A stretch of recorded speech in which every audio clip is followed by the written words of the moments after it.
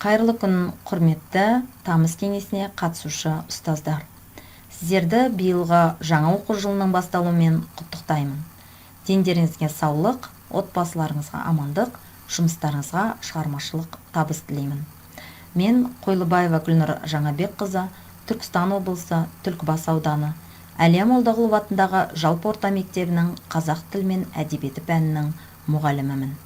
Бүгінгі тамыз кеңесіне дайындаған баяндамамның тақырыбы қашықтан оқыту жағдайында оқушылардың білімдегі жетістіктерін тиімді бағалау құралдары деп аталады. Ұлы ұстаз Ахмет Байтұрсынов білім біліктілікке жеткізер баспалдақ, ал біліктілік сол білімді іске асыра білу дағдысы деп бекер айтпаған. Мұғалім өзінің білімін үздіксіз көтеріп отырғанда ғана мұғалім. Ал оқуды, ізденуді тоқтатысымен оның мұғалімдігі де жойылады дегендей, біз ұстаздар қауымы өз білімімізді жетілдіріп, уақытпен бірге қадам басу үшін үнемі дамып, кәсіби шеберлігімізді шыңдап отыруымыз қажет.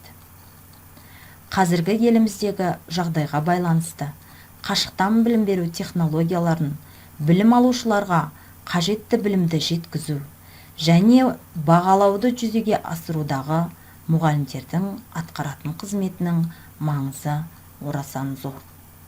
Қашықтан оқыту дегеніміз бір-бірінен қашықта орналасқан білім алушы мен оқытушының әртүрлі байланыс технологияларының көмегімен жанама түрде өзара әрекеттестікке оқу нысаны. Қашықтан оқытуда білім беру процесінің барлық компоненттері, мақсаты, мазмұны, оқыту әдістері және оқыту нәтижесін бағалау толық сақталады. Қашықтан оқыту екі түрлі тәсілмен жүзеге асырылады: синхронды оқыту және асинхронды оқыту. Синхронды оқыту мұғалім мен оқушылардың нақты уақыт тәртібіндегі өзара әрекеттестігі арқылы оқыту. Синхронды оқытуға Zoom, YouTube, Skype және Microsoft Teams арқылы оқытуды жатқызуға болады. Асинхронды оқыту мұғалім мен оқушының арасындағы байланыс уақыты жағынан сәйкес келмеуі салдарынан кешіктіріліп жүзеге асырылатын оқыту нысаны.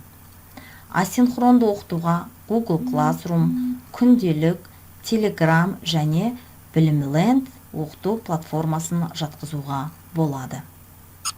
Біз ұстаздар қауымы қашықтан оқытуға қаншалықты дайынбыз? Мен өзімді жоғары санатты ұстаз, педагог зерттеуші деп, оқушыға жан-жақты білім мен білікті бере аламын дегеніммен, қашықтан оқыту басталғанда бұл ойым өзгерді. Қашықтан оқыту кезінде қандай платформа арқылы оқыған тиімді? Оқушының білім сапасын арттыруға қандай оқыту және бағалау құралдарын пайдаланамын деген сұрақтар төңірегінде және ақпараттық құзыреттілігімді арттыру мақсатында түрлі марафондар мен курстарға қатысып білімімді жетілдірдім. Және мен оқушыларымды неге үйреткім келеді? Оқушылар мұны қалай үйренеді? Мен оларға қалай көрсете аламын деген сұрақтарға жауап беру мақсатында өзімнің жұмыс жоспарымды құрдым. Қашықтан оқытуға арналған қандай акты құралдарын пайдаланамын? Қандай оқу материалдарын жасауым керек? Оқушылардың жұмысын қалай бақылаймын? Оларға кері байланысты қалай және қашан беремін деген сұрақтар қойып, тиімді акты құралдарын пайдалануды жоспарлап отырмын. Қашықтан оқытуды ұйымдастыруға арналған акты құралдармен таныстыра өтсем. Онлайн кездесуге арналған құралдарға Zoom, Skype, Microsoft Teams, YouTube, Google Meet'ті жатқызамыз. Оқытуға арналған мессенджерлерге WhatsApp пен Telegram'ды жатқызамыз.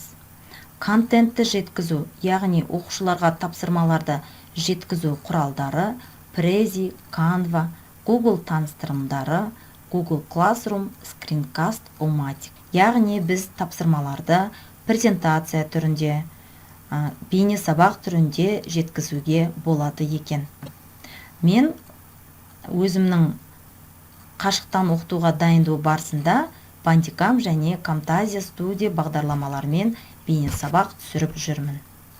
Бағалауға Learning Apps, Kahoot, Quizzes, With.me, Google формаланы жатқызуға болады. Қазақстандық платформалар күнделік, Білімленд, Дарын, онлайн. Қашықтан оқыту құралдарының мұғалімге де, оқушыға да ыңғайлы болу үшін бастапқыда бір-екеуін қолданған әбден жеткілікті. Бұл құралдардың неғұрлым қарапайым болғаны да жақсы. Белгілі бір құралды меңгеріп алғаннан кейін сізге және оқушыларыңызға онымен жұмыс істеу қаншалықты ыңғайлы екеніне баға беріңіз. Қалаған нәтижелеріңізге қол жеткізіп жүрсіз бе? Өзіңізге пайдалануға қолайсыз деп тапқан құралды алмастыруға дайын болу керек. Оқушылармен жұмыс істеуге пайдаланбас бұрын жаңа құралды міндетті түрде сынақтан өткізіп алу. 2019-2020 оқу жылының 4-ші тоқсанында біз қашықтан оқытуға көштік. Қашықтан оқыту кезеңінде оқушылардың орындаған тапсырмаларын тексеруге мұғалімдер көп уақытын жұмсап, тапсырмаларды орындауда біршама проблемалар туындады. Қашықтан оқытуға көшкендіктен білім алушыларды бағалау форматы өзгерді.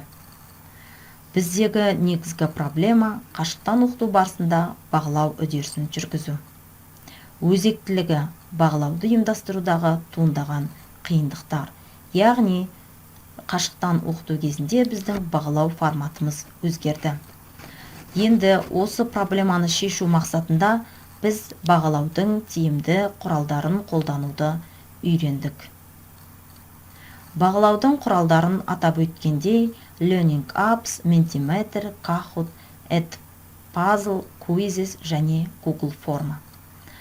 Біз өзіміздің сабағымызда мақсатымызға бағытталған құралдарды пайдалансақ болады екен. Біздің жұмыс барысымызда көптеген ақпараттарды жедел жинауға тура келеді. Мұғалімдерге, ата-аналарға, оқушыларға сауалнамалар өткізу. Мұғалім, ата-ана, оқушы жөніндегі ақпараттар базасын жинақтау. Пәнге байланысты тест құрастыру. БЖБ мен ТЖБ құрастыру. Міне, осындай шағында үлкен сауалнамалар, тест тапсырмаларын бір ақпаратты 3-4 рет толтыру мұғалімдерге қиындық тудырады. Біздің жұмыс барысымызда көптеген ақпараттарды жедел жинауға тура келеді. Мұғалімдерге, ата-аналарға, оқушыларға сауалнамалар өткізу. Мұғалім, ата-ана, оқушы жөніндегі ақпараттар базасын жинақтау. Пәнге байланысты тест, БЖБ, ТЖБ тапсырмаларын құрастыру. Міне, осындай шағында үлкен сауалнамалар, яғни бір ақпаратты 3-4 рет толтыру мұғалімдерге қиындық тудырады. Сол сауалнамалар қағаз бетіне түсіп, одан кейін әр парақтағы ақпаратты өңдеумен сол жұмысқа бекітілген маманның біршама уақытын алады. Қағазбастылықтан арылудың бірден бір шешімі Google формалар сервисі. Бұл сервис қазіргі заман талабына сай бір ғана сауалнамамен біршама ақпаратты тез жинап алып және өңдеуді жеңілдетеді. Қазіргі таңда мен өз тәжірибемде оқушылардан БЖБ, ТЖБ тапсырма алып, тест алып, Google формада өз жұмысымды жеңіл әрі тиімді атқарып жүр. Google формада ұстаздардан алған сауалнаманың қорытындысы. Яғни Google формамен сауалнама алған кезде бізге бірден статистикасын, динамикасын шығарып беріп отырады. Қашықтан оқытуда Google-дың қызметтерін пайдалану арқылы өз жұмысымызды тиімді әрі жеңіл түрде жүргізе аламыз. Өзіміздің Google аккаунтымызды ашсақ, Google Meetпен тікелей сабақ өте аламыз. Google документпен, Google кестемен, Google презентациямен, Google Jamboard онлайн тақтамен, Google Classroomмен біз пайдалана отырып, қашықтан оқытуды тиімді жүргізе алады екенбіз. Құрметті әріптестер, ойымды қорытындылай келгенде, Абай атамыздың адамның көңілі шын мейірленсе, білім ғылымның өзі де адамға мейірленіп, тезірек қолға түседі деген екен. Сондықтан бүгінгі жастар ілім-білім жинауға қашанда асығып, тәуелсіз еліміздің игілігі жолында білімдерін ел кәдесіне жаратып, болашақта озық ойлы, өрісі кең, өрелі азаматтар болуы қажет. Осы жолда қажымай, талмай еңбектің өлшеусіз үлесін көрсетіп, болашақтың бағдаршамы деген атаққа әрқашанда лайық болыңыздар. Назарларыңызға рахмет, сау болыңыздар.